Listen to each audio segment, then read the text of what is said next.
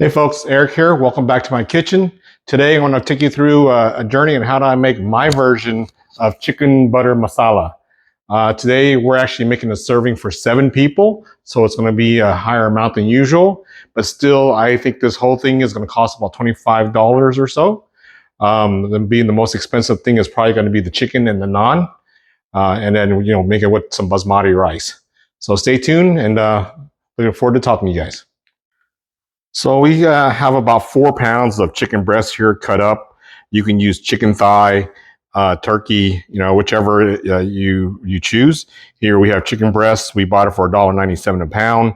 This is about 4 pounds, so you're looking at about $8 to $9. This is red curry paste. For this much chicken, we'll probably be using about a quarter cup of it. It's just a paste that has some red curry in there. And you can find this at the Asian store. This big tub costs around $6. And then we'll be using some curry powder. My twist on it is I add fish sauce. So we'll probably add maybe about 3 tablespoons of curry powder and about 3 tablespoons of fish sauce to this much chicken. I like to add about 4 Roma tomatoes, again, because Roma tomatoes are only 99 cents a pound. We'll do about 1 onion. And the cream, this is where it gets kind of tricky. We basically cook it, and once the chicken is cooked, I'll start adding the creamer in there for the taste and color. We'll be doing also 3/4 stick of butter. You can use the whole stick if you like.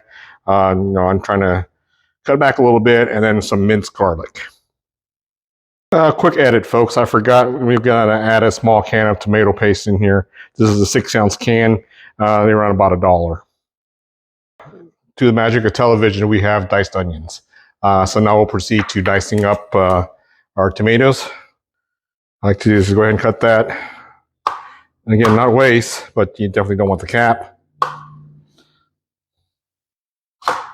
And however you dice your tomatoes, your choice.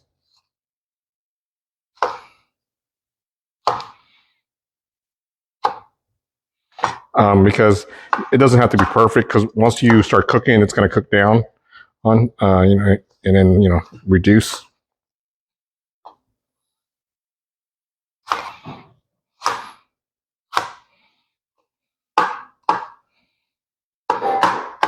Folks, I just remind you, I am no chef, I am no cook, okay?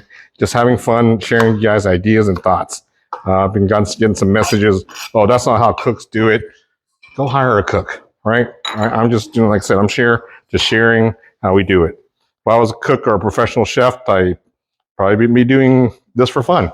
Anyways, go ahead and dice up the rest of these, and we'll add to our bowl. All right, let's cook, folks. Let's go ahead and get this pot wok hot. This is a different type of wok I'm using today. We are not going to do extreme heat or get wok heat out of this. We're just using this because it's, I just like cooking in them. It's a big platform, and you got plenty of space and stability with it too. So with this, we'll introduce in our 3/4 stick of butter, and go ahead and reduce that down.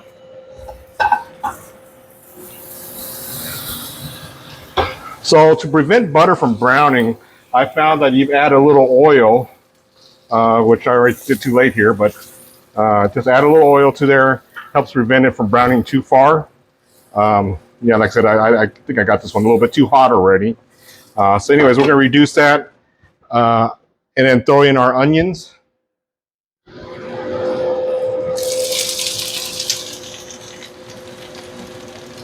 Now throw in about 3 tablespoons of the garlic.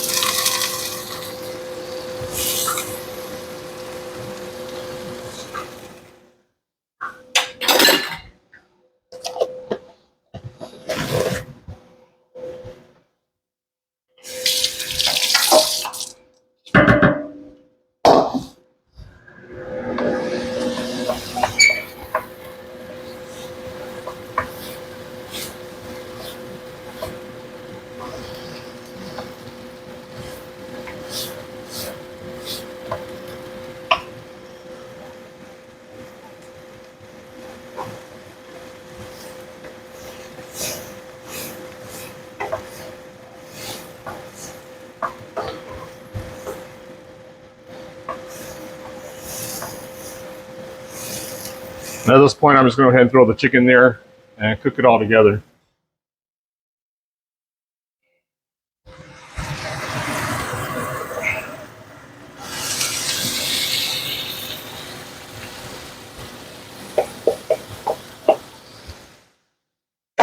Like I said, I'm cooking quite a bit here because like we got company coming over, so I got about 7 people we're feeding. So we're just going to cook this up.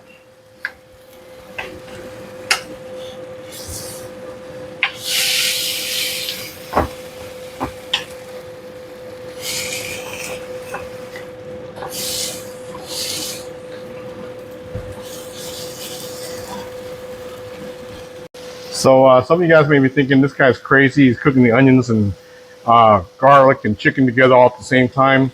Yeah, I did this on purpose because I believe that when you do this, the aromatics, when it cooks, it goes right into the chicken itself. So you're not wasting any of that. And I believe in doing things a simple way. So, you want to cook it separately, by all means, go ahead and do it. I do it like this. And, within 30 minutes of cooking, it's all going to reduce down anyways, and you're not going to really see the onions or garlic, so that's why I say it doesn't really matter. All right, let's go ahead and let that cook. Okay, the chicken's been cooking for about 10 minutes now. It's probably about halfway done. As you can see, it starts juicing out. We go ahead and save this juice. We'll use that as part of the broth. And it's like I said, it's halfway done right now. I'm gonna go ahead and throw tomatoes in. That way, it reduces down with the chicken itself while it's cooking the rest of the way. And yes, our pot's getting full.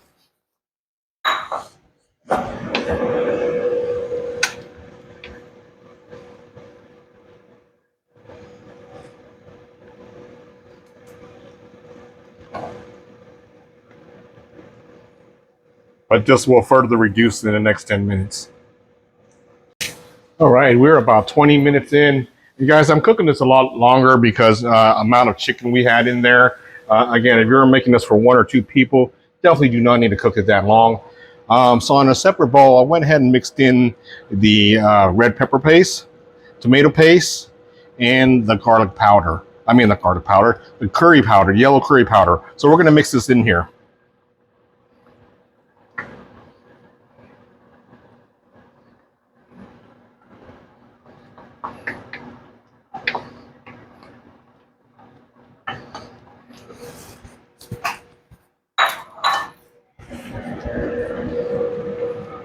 I mean, you may want to go ahead and add water in there, pretense to slurry it up a little bit. I just mix it in there. I don't care.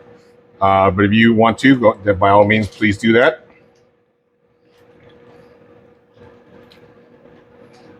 And instantly, you can start smelling the curry release.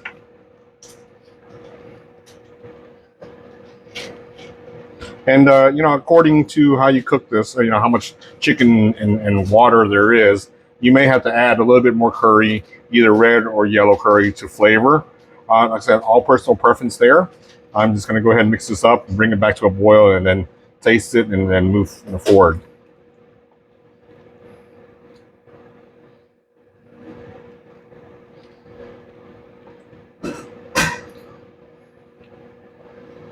So just keep in mind also, folks, that the red curry paste does have a little salt already in there.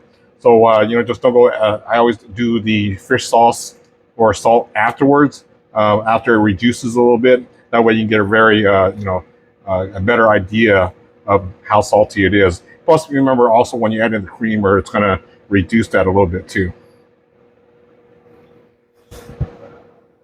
All right, now I'm going to go ahead and add in our whipping cream. I know I keep on calling it creamer, but it's whipping cream I add in here. So this is, again, really subjective, how much you want to add in there. I go ahead and do about a cup first. Mix it up. Get it to the consistency, color, and flavor that you like. Everybody's going to like this a little bit differently. Some like it creamier, so people add more creamer to it. I like a balanced one. I don't want it too rich. And as I said, the color makes a difference too.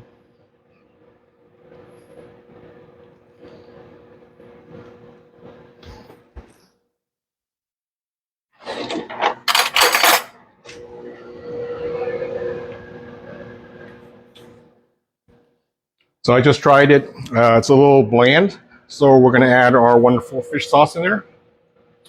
So that's probably about 3 teaspoons. Again, I do this. You don't have to. I like it because it adds a little unique kick to it. Right? Fish sauce is also salty.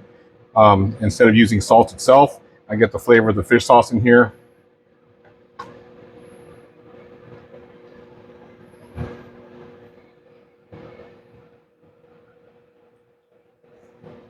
I think that's perfect. Now, another thing you'll notice is the liquid density. I'll probably be adding a little cornstarch through here. To me, this is a little bit too runny. We'll add cornstarch in there because it makes it thicker, makes it more enjoyable when you eat it with the rice and the naan.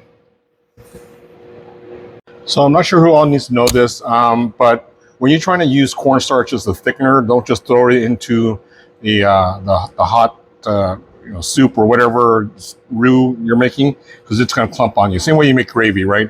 What you want to do is add a little cold liquid in here and then thin it out first before you add it into your pot. Like here, I've added probably about 2 tablespoons of water in there. We'll mix it up, dissolve the cornstarch. That way when you pour it in there, it doesn't get all clumpy on you. And when you do this, you got to make sure your pot is actually hot. So that way it cooks the cornstarch as you add it. Be careful, a little bit does go a long way. So you just want to add a little bit, let it thicken up, and then add some more.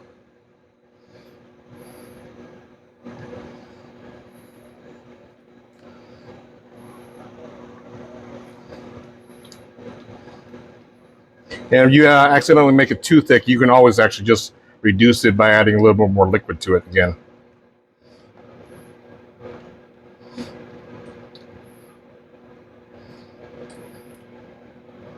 As you can see now, it's starting to get thick. I'll go ahead and do the rest of this.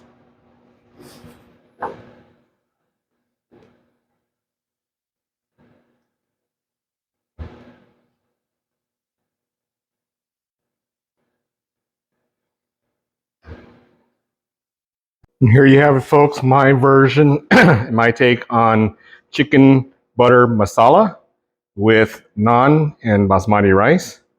Again, like so we made this for about 6 to 7 people, and I'm sure we're going to have leftovers. So all in all, I think it's going to be about $4 per serving. Still not very bad, not bad at all. Hope you enjoyed this and hope you explore new tastes. And thanks for watching. Please like and subscribe.